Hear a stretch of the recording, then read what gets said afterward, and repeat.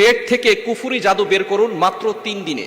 আপনি একটি আমল করলে আপনার পেটের ভিতরে যদি কেউ কুফরি জাদু করে, কেউ যদি ব্ল্যাক ম্যাজিক করে অথবা কুফরি কালাম করে, তাহলে সেটা মাত্র 3 দিনের ভিতরে বের হওয়া সম্ভব। কোনো কবিরাজের কাছে যেতে হবে না, কেননা কবিরাজের কাছে গেলে অনেক সময় কবিরাজরা বিভিন্ন ধরনের জিন চালান করে দিয়ে সমস্যা থাকুক আর না থাকুক আপনাকে বিপদে ফেলতে পারে। কিন্তু ব্ল্যাক ম্যাজিক জাদুটনা কুফরি কালাম এটা সত্য, এটা কিন্তু নবীজি সাল্লাল্লাহু আলাইহি সাল্লামের দ্বারা প্রমাণিত হয়। নবীজি সাল্লাল্লাহু আলাইহি সাল্লামকেও কিন্তু জাদুটনা করা হয়েছিল। এক ইহুদি মহিলা লাবিদ ইবনে আসাম নবীজি সাল্লাল্লাহু আলাইহি সাল্লামের চুল মোবারক নিয়ে 11টা গিরা দিয়ে জাদু করেছিল। নবী সাল্লাল্লাহু আলাইহি সাল্লাম অসুস্থ হয়ে পড়েছিলেন। ফাইনালি শেষ পর্যন্ত আল্লাহ পাক রব্বুল আলামিন জিবরাইল সালামের মাধ্যমে জানিয়ে দিয়েছেন যে আপনাকে জাদু করা হয়েছে। আল্লাহ পাক রব্বুল আলামিন 2টা সূরা নাযিল করেছেন, সূরা ফালাক আর সূরা নাস।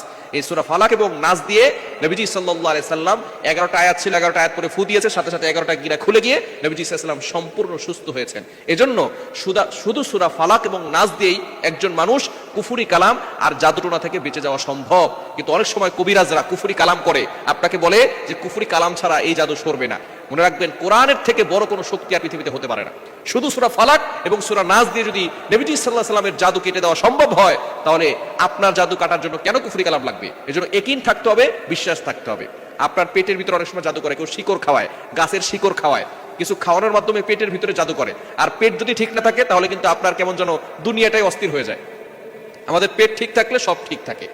আমাদের আমদানি আর রপ্তানি যদি ঠিক থাকে তাহলে সব ঠিক থাকবে, ঠিক কিনা?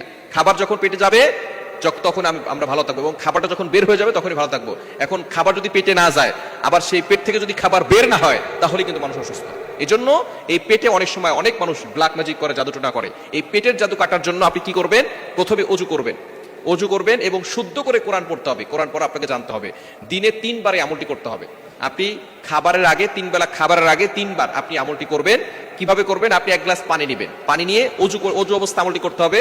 অজু করে আপনি 1 গ্লাস পানি নেবেন, পানি নিয়ে এরপরে আপনি সূরা ফাতিহা আউযুবিল্লাহ বিসমিল্লাহ সহকারে সূরা ফাতিহা 7 বার পড়বেন। সূরা ফাতিহা 7 বার পড়বেন। সূরা ফালাক এবং সূরা নাস 7 বার করে পড়বেন বিসমিল্লাহ সহকারে। প্রথমে সূরা ফাতিহা 7 বার, সূরা ফালাক 7 বার, সূরা নাস 7 বার। এরপরে আপনি পবিত্র কোরআনুল কারীমের সূরাতুন নাহলের 69 নম্বর আয়াতের একটি অংশ, 14 নম্বর পারা 13 নম্বর পৃষ্ঠার 7-8 নম্বর লাইনে রয়েছে সূরাতুন নাহলের 69 নম্বর আয়াতের একটি অংশ, ইয়াখরুজু মিন বুতুনিহা শারাবুম মুখতালিফুন আলওয়ানুহু ফিহি শিফাউল লিন-নাস। এটা আপনি পড়বেন 21 বার, পড়ে পানিতে ফু দিবেন। এরপরে বিসমিল্লাহ বলে আপনি পানিটা পান করবেন। প্রতিদিন আপনি 3 দিনের ভিতরে ভালো ফলাফল পাবেন। আপনার কুফরি জাদু পেটের ভিতরে যদি কেউ করে থাকে, সেটা আল্লাহ পাক রব্বুল আলামিন এই আমলের মাধ্যমে বের করে দিবেন। দিনে 3 বার আমল করবেন। 3 দিন আমল করলেই আল্লাহ পাক রব্বুল আলামিন পেটের ভিতরে যদি কোনো কুফরি জাদু থাকে, আপনি দেখবেন যে আপনার পেট ব্যথা হচ্ছে, আপনার মাথা ব্যথা করতেছে, বিভিন্ন ধরনের সমস্যা হচ্ছে, কোনো কিছু